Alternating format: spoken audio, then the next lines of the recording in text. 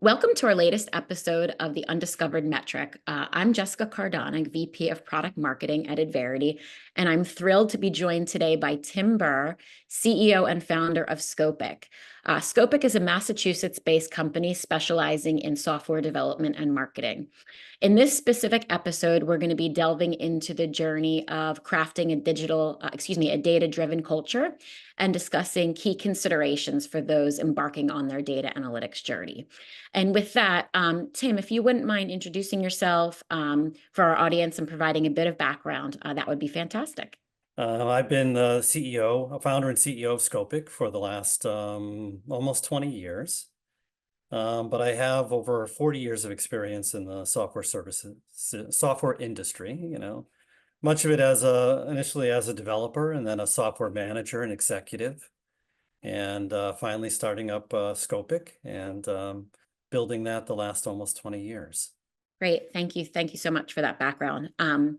Well, I would say let's go ahead and kick things off. So it's obvious that in today's business landscape, things are rapidly evolving, and having a data analytics function is a critical step for any organization, seeking to be able to leverage data for strategic decision making. From your perspective, starting with a blank piece of paper, how do you start building a data analytics function within a business? Well, I think it depends on the size of your company, the budget. If you're a very small company and you're, budget constrained, and say this is coming from the CEO, because someone in the company usually has to push this. Then usually it starts by, trying to work with the CEO to get the CEO or maybe other executives, including the CEO, the information that they need.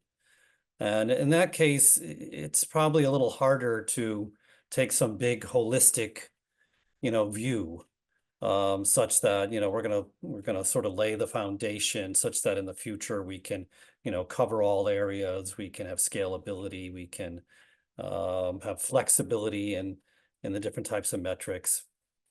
So like for us, I mean, I pushed it initially. I wanted very much to have a data-centric company because I didn't feel that I knew everything.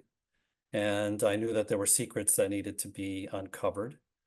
So we initially, came up with a small set of metrics that were not so much on a per department basis. So, and our budget wasn't large. And I was in this for the long term, but our budget wasn't large, so we had to sort of scrape and do what we could. But if you're a somewhat bigger company and more of a budget to play with here, then you can sort of take a step back and you can say, okay, what do we want this to look like, in the 3 to 5 year time frame and then 10-year time frame, how many KPIs, what levels of, dashboarding, whatever, however we want to present our KPIs do we want to have, departmental, individual, corporate, and, try to plan it out such that, you're going to build something that's scalable and flexible and all that good stuff. We've sort of refactored as we've went along because we started, on a shoestring budget and with a small set of KPIs. So it does depend on who's driving it, what your budget is, what your time frame is, and how prepared you are to have to refactor along the way. And within your particular case, did you bring in any kind of external expertise, or did you sort of figure it out kind of in-house, I guess? We mostly figured it out in-house. Mm-hmm. We have we built up a data analytics team. Mm-hmm. They started out with a little more financial experience than analytics, but gradually they became a true hybrid finance analytics team. The finance part didn't help because sometimes a lot of your KPIs are finance oriented. And we, again, our budget sort of played a factor in there. We didn't feel at that point we could bring in, some probably expensive consultant to set us up here. So we did develop in-house.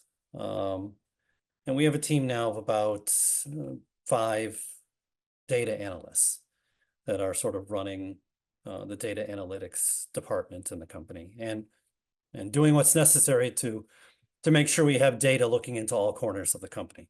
What would you say are sort of the skill set challenges in terms of in-house solutions versus tech solutions? Well, our preference has been to try to use our non-technical people as much as possible. And by that, I'm talking about the financial analysts, data analysts, because they actually know what the KPI should be in all its incarnations. They know how to present it.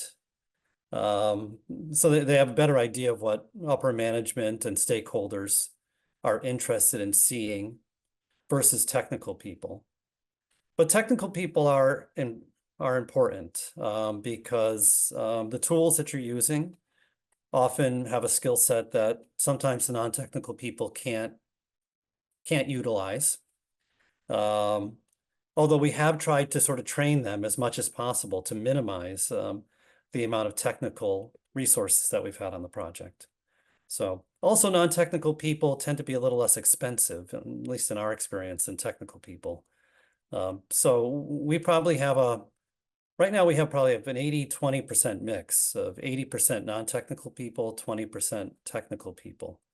Now, when it comes to the specific skill sets on the non-technical side, you're talking about, finance, because again, that plays a part a lot in a lot of the KPIs. You're talking about extreme attention to detail, really particular, because, working with data is tough, getting it in the shape that you want, presenting it in the way that you want, presenting it over time in a way that it makes sense, is all very important, setting up units, all that And good they're the stuff. ones that oftentimes have to kind of build the narrative around it, right? And be able to kind of tell a story with the data. Yes, they are the ones. Non-technical people, not so much. I'd be curious to get to understand sort of where you saw kind of the biggest challenges and how you sort of overcame them.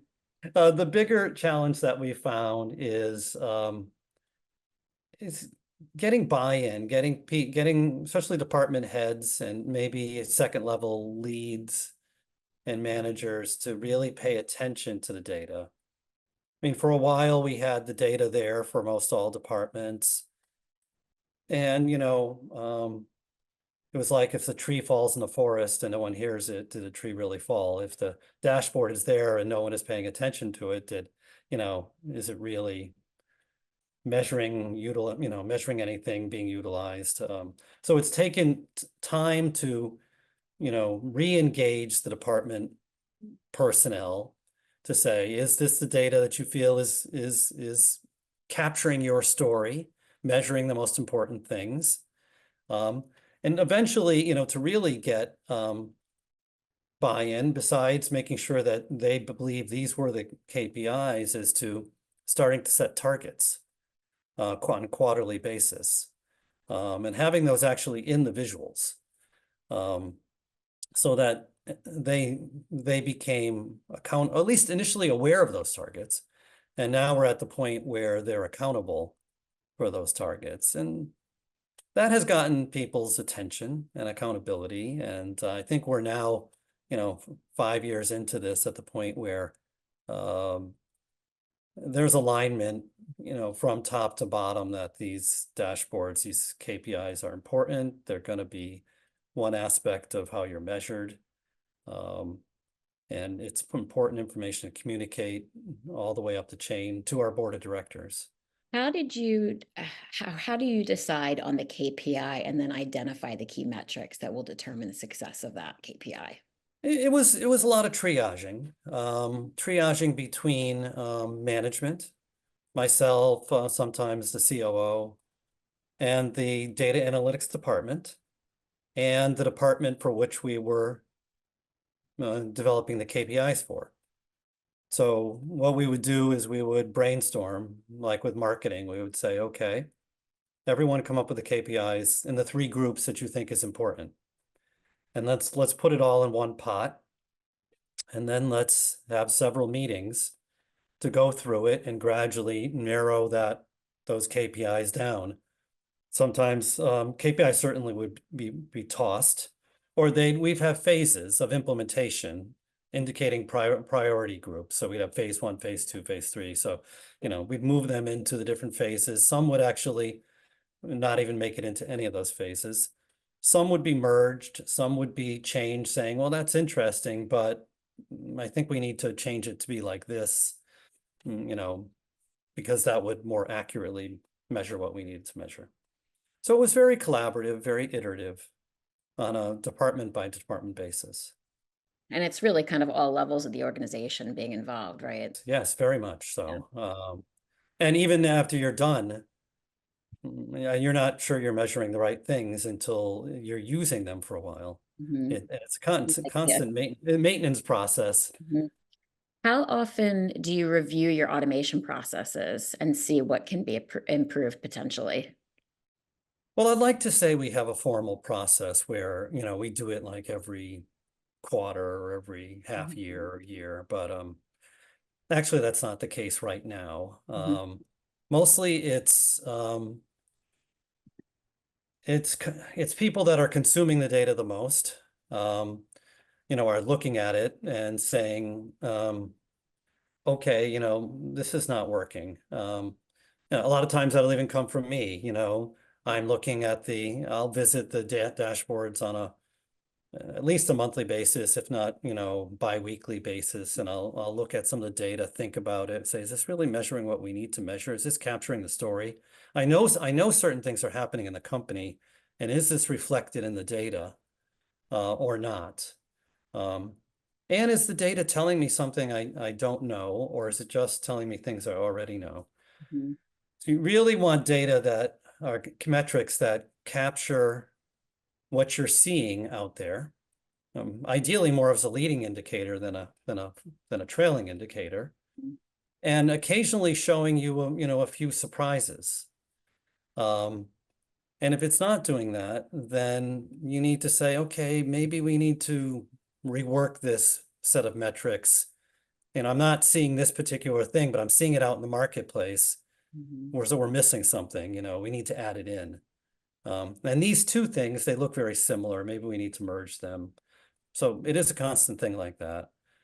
From the bottom up more, department managers or people that are being measured by it, they can give feedback that says, well, I'm not really having enough control over this KPI, and I don't feel being measured by it is either fair or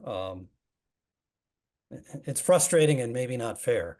Yeah, I can see that for So, sure. yeah, so I would like to see if we can replace it or change it, to something that I have more control over, but is still critical to telling the story of our department. So that's the sort of feedback we're getting, coming up from the departments. You've already covered my next question a bit. It was really around like a successful example on how you've aligned different teams to become data focused and working together to share insights on reporting to one key KPI. Is there anything else kind of worth mentioning on that front? Well, I mean, I can measure, one KPI that we had some challenges with, and we still have some challenges with. So like many companies, we have a sales team Yep. and we have a sales pipeline. And, it's always, we've sort of looked at the pipeline and gotten a feel for, okay, the pipeline looks pretty good. The pipeline doesn't look very good. Um, and at the moment, you can get a gut feel for, we're doing okay. Um, But over time, you lose that sort of information. You can't really pick up seasonal factors. You can't pick up longer trends that maybe show that things are not going in the direction you want. So we came up with a sales pipeline health score. And that is sort of an aggregate of many different factors. The quality of the leads, how close the leads are to, or the potentials are to closing, the size of the potentials, maybe the long-term value, the rate at which new leads are coming into the pipeline, that sort of stuff. And that was sort of a work between marketing, sales, and the executive level. And we put that in place. But after looking at it for about a year, it wasn't quite telling the story that I'd hoped to tell. It wasn't ranging enough. It was sort of, staying within a very narrow range. And it was sort of lower than I felt it should be.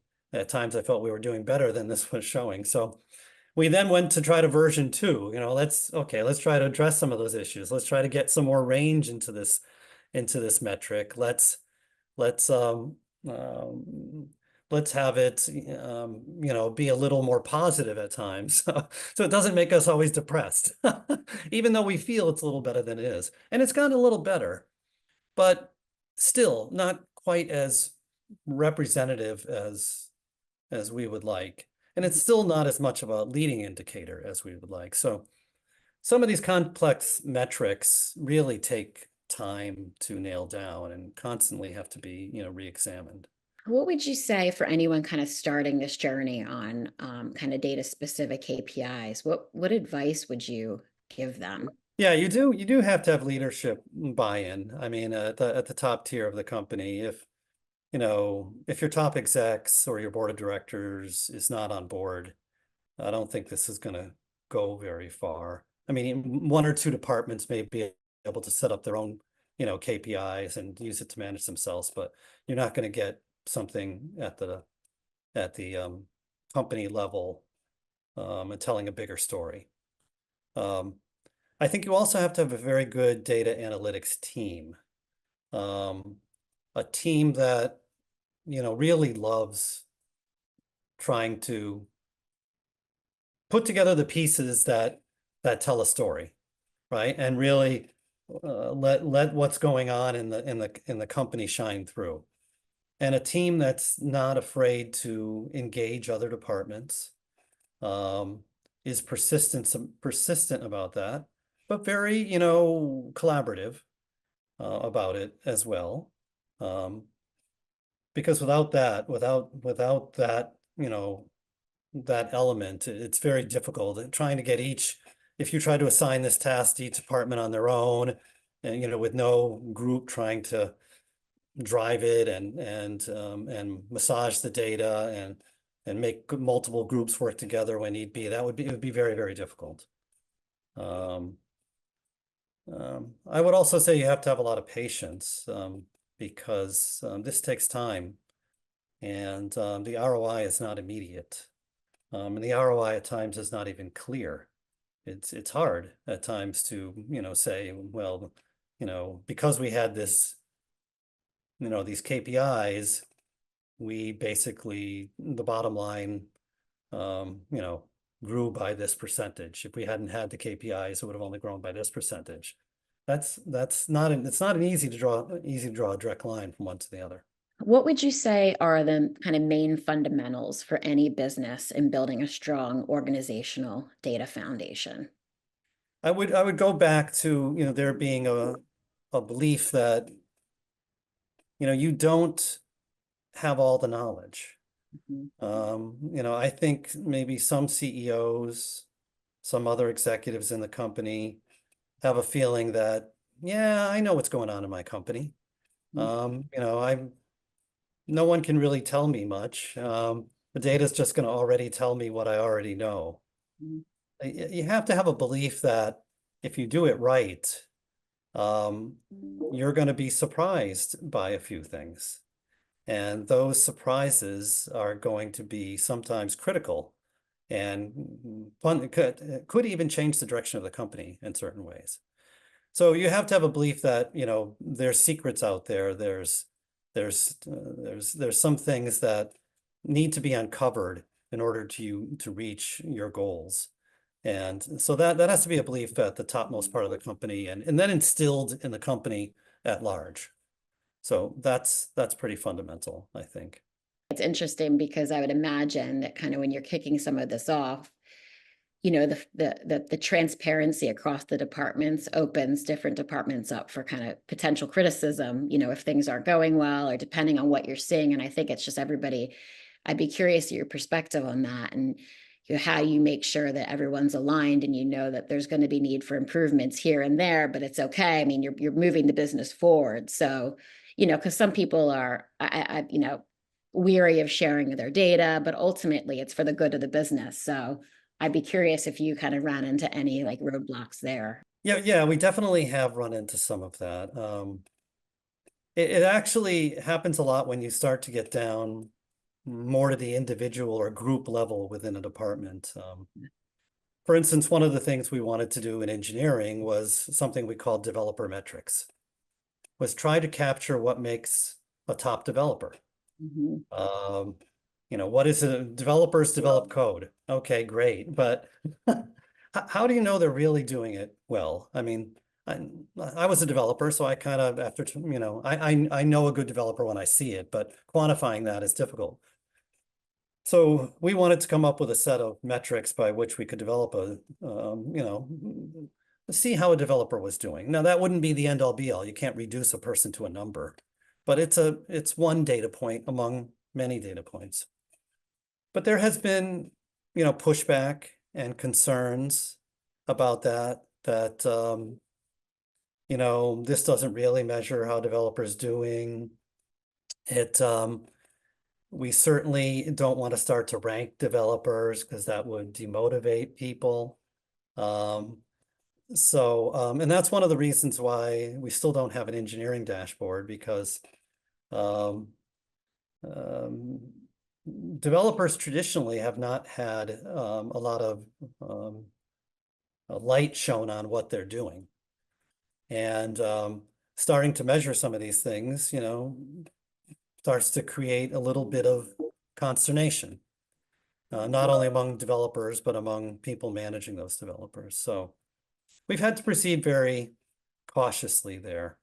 It's still something we very much want to do, but yeah, that's been a challenge. I think we're almost out of time, but I wanted to just ask if you had any final thoughts or key considerations for those embarking on their data analytics journey that you didn't already cover. I would say go back a little to what I said before about having patience. If you're looking this to be a 3 or 6 month thing, that's very unlikely to be the case. This is a long-term thing, and it's going to take a while to capture everything you want to capture. Shine a light on those things you want to shine a light on, get buy-in, start to make some of the decisions you really want to make based on data. So it's a very long-term effort, 3 to 5 years, and honestly more than that, because you're always going to be refining it after that. So, but also don't fall in love with your metrics. You have to be prepared to say, okay, well, these things aren't working, let's toss them out. Having a big set of metrics can look impressive, right? You have these dashboards, but it takes time to maintain them. So they can get a bit of like metric bureaucracy. And so you have to sort of guard against that and constantly pare it back to what's minimally sufficient, because that's the core thing. It's good exercise to get down to the minimal set of KPIs that are really telling the story that you need told. Tim, it was an absolute pleasure talking to you. I really appreciate your time. I know you're a busy man, so thank you so much for joining this latest episode. And yeah, thanks again. It's a pleasure, Jessica. Thanks a lot.